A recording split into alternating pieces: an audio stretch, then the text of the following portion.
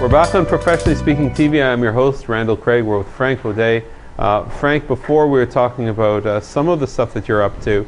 Today, you're working in two very disparate parts of the world, Thompson, Manitoba, and also in Brazil. What are those about? It starts in Brazil, or I guess it starts in Canada. I was president of a company called ARX, A-R-X-X, which was in the building products building, very specific building products, called insulated concrete forms. We were the largest manufacturer and distributor of those forms in North America. It's in the construction industry, and we sold generally into the U.S. and Canadian construction market. When I retired from that board, 2009, I took with me the license for Brazil and for these products. And the reason I did that, Randall, is the housing shortage in Brazil is staggering. Of course, it is everywhere in the developing world, but yes, in Brazil they need 6 million houses right now. And they need to build about 37 million by 2030 just to stand still. Wow. The average, their median age is 28. So you got all these young families coming up with no housing. There's no mortgage market. There's never been a mortgage market in Brazil because the interest rates are so ridiculous that, not anymore, but over the years there have been. So less than 3% of the entire population has a mortgage. So if you wanted to build a house, you have to save your money, build the house, save your money, build another floor. It was impossible. And the building methods in the developing world, as I'm sure many reviewers have seen, very different. You know, they use cinder blocks and it's very slow. I mean, it's ridiculous. They build out of cinder blocks, and then once they get the floor up, then somebody comes along and breaks them all so you can put in the electricity, and then somebody has to fix them, and then somebody comes in and breaks them again and puts in the plumbing, and then you have to fix them. Yeah. And nothing's square. I mean, it's just really slow and cumbersome. So I saw that, I saw the demand, and more importantly, there's a financing system built in by the government. The government put in a program for people who otherwise couldn't afford to buy houses in Brazil called Minha Casa Minha Vida, which is designed for people to buy houses, in other words, created a mortgage market. Well, of course, suddenly the demand went through the roof. The demand is way beyond what the supply is. So here was an opportunity to bring North American technology, build much better homes, much quicker than otherwise in the market, with less skilled labor. Just tangentially, I was just in Brazil last month. There's 14 very large projects in Sao Paulo alone that are completely stopped because there's no skilled labor. Because the demand is so great, and it takes 6 years to become a mason. So you're not going to change that overnight.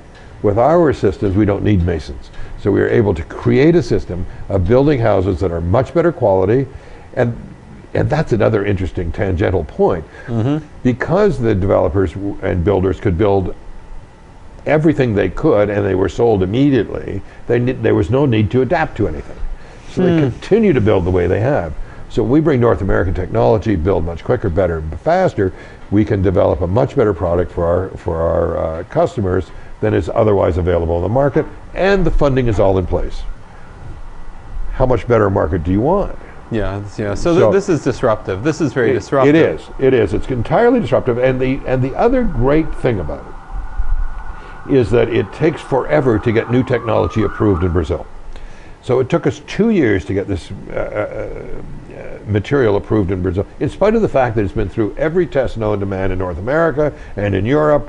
Brazilians tend to think of themselves as an island. They're Portuguese surrounded by Spanish. They tend to think of themselves as insular. So whatever has been done in the rest of the world doesn't matter. It's got to be done again here. So it takes years to get approval, which is beautiful once you get it, because the guy behind will take just as long. So we have a runway of maybe 5 years before anybody can catch up. So we have a real opportunity to grow some, and we don't, I mean, when you talk about building in Brazil, the largest developer in Canada might build 3,000 homes a year. I've got a contract to build 8,000 right now. Wow. I've got a pipeline of about 25,000. So it's unlimited in terms of the building. So when I think back to my experience as president of ARX here, with a housing market falling in the U.S. particularly, and in Canada, why am I struggling for market share here in North America when it's begging to be there? So why didn't the company keep that? Why license that to you? Well, I was president, so I could tell you why. Because we were focused on North America, we had limited resources focused on North America, and Brazil, to me, as president of the company, was something over there. I'm typically Canadian.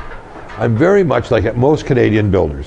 We can talk about international, but we focus on North America. Yeah. And it's incremental income. If somebody comes along and wants to do a license for Argentina, well and good, I get an incremental income. But really ought to be focusing on the international markets. And if I have any advice for CEOs today, if you have a product that'll work in the third world, really pay attention, because the demands are great. The BRIC countries are building like crazy. They're growing like Brazil has a GDP growth of 4.5% this year.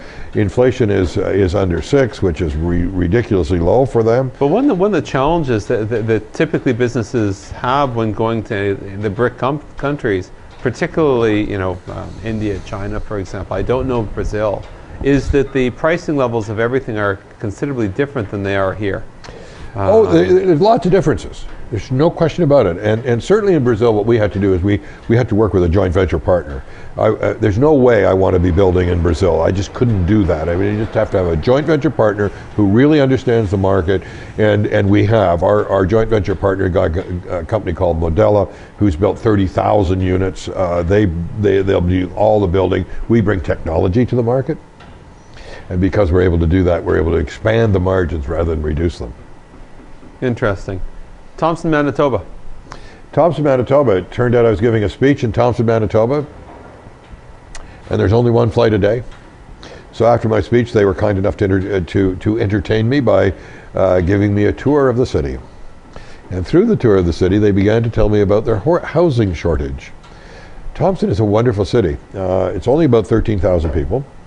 Vale is the big employer, nickel mine up there. They're just spending another $2 billion expanding the mines up there. And in fact, if you're going to stay in North America and focus on North America, there's a whole band across Canada where all the minerals are. And I can see the future in Canada is going to be servicing those minerals. Those huge mines need tons of services, and Canada is going to play a huge role given the price of it.